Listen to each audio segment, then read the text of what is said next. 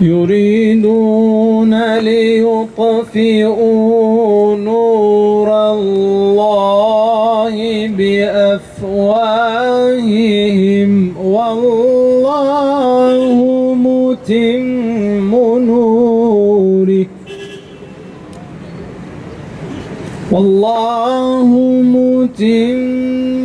نوره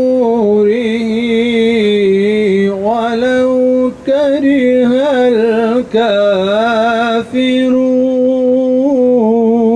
الكافرون. Zalimler için yaşasın cehennem.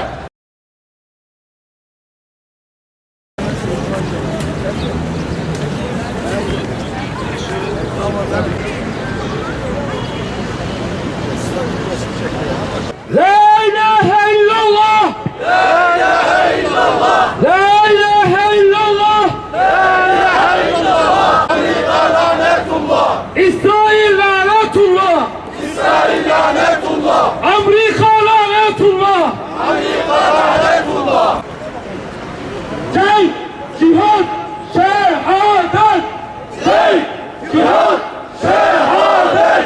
Cenk, cihat, şehadet. Onlar için yol gösterici, Kur'an-ı Kerim tilaveti için. Tekbir!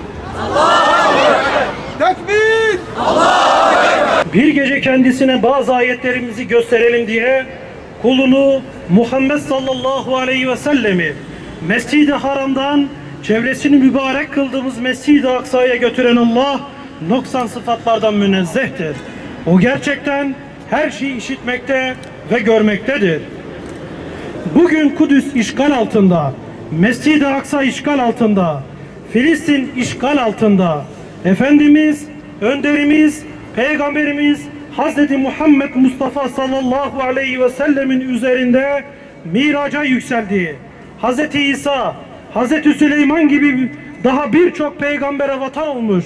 Kur'an'ın mukaddes ilan ettiği şerefli topraklar insanlık tarihinin en pis, en alçak, en cani yaratıklarının tahakkümü altında. Bu mübarek topraklarda korkunç vahşetler işleniyor. Beşikteki bebeklerin, masum yavruların, iffet abidesi kadınların, dinlerinin izzeti için her şeylerini feda etmeye hazır erkeklerin canlarına kıyılıyor. Malları talan ediliyor. Şehirler, kasabalar harabeye çevriliyor. Mabetler, camiler, mescitler yıkılıp yakılıyor. 2 yıldır Gazze kıyameti yaşıyor. 50 bine yakın Gazze'li kardeşimiz vahşice katledildi ve 100 binden fazla kardeşimiz de yaralandı. İnsanlık tarihinin en tüyler ürpetici soykırımlarından birine şahit olduk. Gazze'deki, Filistin'deki kardeşlerimizin, kadın ve çocukların gördükleri zulüm, çektikleri acı kelimelerle ifade edilemeyecek boyutta. Ama Allah'ın izniyle Siyonist rejimin büyük Yahudi devleti hayali korkunç bir kabüse dönüşecek. Siyonist varlığı yok oluşuna sürükleyecektir. Bu yok oluşun başlangıcı da 19 Ocak tarihinde başlamıştır. Amerika'ya, Batı'ya güvenen Siyonist rejimin bu çılgınlığı İslam dünyasında büyük bir uyanışa vesile olmuş durumdadır. Siyonistler zulümlerini arttırdıkça karşılarında daha güçlü bir direniş bulmuş, kan kaybetmiş ve sonuçta ateşkes yapmak zorunda kalmıştır. Gazze'deki mücahitler iman varsa imkan var olduğunu tüm ümmete yeniden göstermiştir. Siyonist rejim 1967'den bu yana ilk defa bu kadar büyük darbelerle karşılaşıyor ve yıkılma korkusuyla yaşıyor. Gazze'de, Filistin'in diğer şehirlerinde, Yemen'de, Lübnan'da cihat bilinciyle kuşanmış olan yiğit Müslümanlar destanlar yazıyorlar. Yüz binlerce Siyonist işgal topraklarını terk edip kaçtı. Siyonist rejim direniş cephelerinden ölümcül darbeler aldılar. Ey Müslümanlar, ey erkekler, kadınlar, gençler, çocuklar, bu savaş hepimizin savaşı. Sadece Filistinlilerin, Yemenlilerin, Lübnanlıların savaşı değil, tüm ümmetin savaşı. Bulabildiğimiz her imkanla, her yolla kardeşlerimizin yardımına koşalım. boykotlarımızla, infaklarımızla, dualarımızla, söz ve yazılarımızla, paylaşımlarımızla kardeşlerimizin cihadına katkı sunalım. İslam ümmeti tavizler, dostluk girişimleri ve uzlaşmacı politikalar ile Müslüman ülkelerin düşmanların şerrinden korunamayacağını, tam aksine bunun düşmanın işgal ve istila arzularını arttırdığını anlamalı ve emperyalist saldırılara karşı Mescid-i Aksa'yı merkeze alarak hareket etmelidir. Mescid-i Aksa, Siyonist ittifaka karşı direnişin merkezi olmalıdır. Mübarek Aksa tufanıyla deşifre olan Siyonist emperyalist ittifaka karşı direnmenin merkezi Mescid-i Aksa'dır. Allah'ın izniyle Kudüs mutlaka kurtulacaktır. Kudüs özgürleşecektir ve Gazze bunu müjdelemektedir. Bu yüce Allah'ın vaadidir. Bu aziz, şerefli Kur'an'ın vaadidir. Bu alemlerin efendisi Hz. Muhammed Mustafa sallallahu aleyhi ve sellemin müjdesidir. Siyonistler mutlaka yenilecek ve büyük bir zillete mahkum olacaktır. Kudüs'ün şerefli kurtarıcıları arasında yer almak, fatihler olmak için önümüze çıkan bu tarihi fırsatı değerlendirmek istiyorsak, haydi Gazze için, mazlum Filistin halkı için, Siyonistlere karşı direniş bayrağını yükselten tüm cesur yürekler için seferber olalım. Siyonistler peygamberlerin katilleridirler. Hazreti Zekeriya'yı şehit eden şu alçaklardır. Hazreti Yahya'yı şehit eden yine bunlardır. Hazreti İsa Aleyhisselam'a komplo hazırlayıp öldürmeye kalkışanlar yine bunlardır. Bunlar peygamberlerin katilleridirler.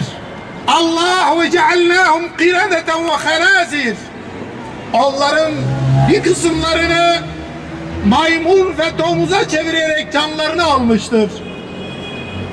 İşte bunlar ne zaman ellerine bir güç, bir imkan geçmişse bu insanlar yeryüzünde fitne estirmeye, zulüm etmeye, insanların kanlarını dökmeye, canlarına kastetmeye teşebbüs etmişler.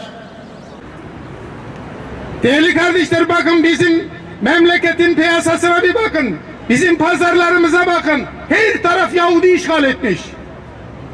Markette gidip de bir şey aldığımız zaman hemen boykot ürünleri önümüze çıkıyor. Beyaz eşyadan öyle, temizlik ürünleri öyle, yiyecek öyle, giyecek öyle. Her taraf, hepimiz Yahudiler için çalışıyoruz, görüyor musunuz? Onlar neler neler yapmışlar. Artık herkes bunun farkındadır. Onların imtihanı bugün canlarıyla, mallarıyla Allah yolunda boyun eğmeden mücadele eden o kardeşlerimizin düşmanlığını yapan bu alçakların mallarını protesto edeceksiniz. Ömür boyu olacak. Ömür boyu. Eğer biz onların ürünlerini evimize alır ve onları ürünümüzü boykot etmezsek yarın mahşer gününde onlar parçalanmış çocukların cesetlerini torbalara alıp da ya Rabbi işte biz kullara kul olmadığımız, senin için kul olduğumuz için ya Rabbi bizi doğradılar, bizi çiğnediler, evlatlarımızı öldürdüler ya Rabbi diyecekler ve diyecekler ki ya Rabbi şu alçaklara yardım eden kardeşlerimiz var ya, onların mallarını dahi protesto etmekten aciz kaldılar, vazgeçmediler. Bu kardeşlik hakkı mıdır ya Rabbi diyecekler. Biz onlara ne cevap vereceğiz değerli kardeşler? İttekazet beyten ve inne evhenel buyuti le beytul ankebut. Evet, ankebutun yuvası ne kadar basit ise, örümceğin yuvası ne kadar basit bir yuva ise, onların güçleri, tekniği, teknoloji de öylesine basittir. Allah dilediği zaman her şeyi alt üst eder. Ve bize gösteriyor, gözlerinizi açın bakın. Allah ve inne udtum udda ve cealna cehenneme lil kafirine hasira. Ey Yahudiler, ey zalimler, eğer siz zulümlerinizi tekrar devam ederseniz biz de azabımızı tekrar sizin başınıza getireceğiz. Rabbim Celle Celaluhu cümlemizi gafletten uyandırsın. Rabbim hakkı hak olarak gösterip hakka tabi olanlardan eylesin. Rabbim batılı batıl gösterip bizleri batıldan muhafaza eylesin. Selam olsun Gazi halkına, selam olsun mücahitlere, selam olsun bu yolda canlarını verenlere, selam olsun mallarını, canlarını çekinmeden Allah için feda edenlere ve selam olsun müminlere, selam olsun yeryüzünün tüm şuurlu Müslümanlarına.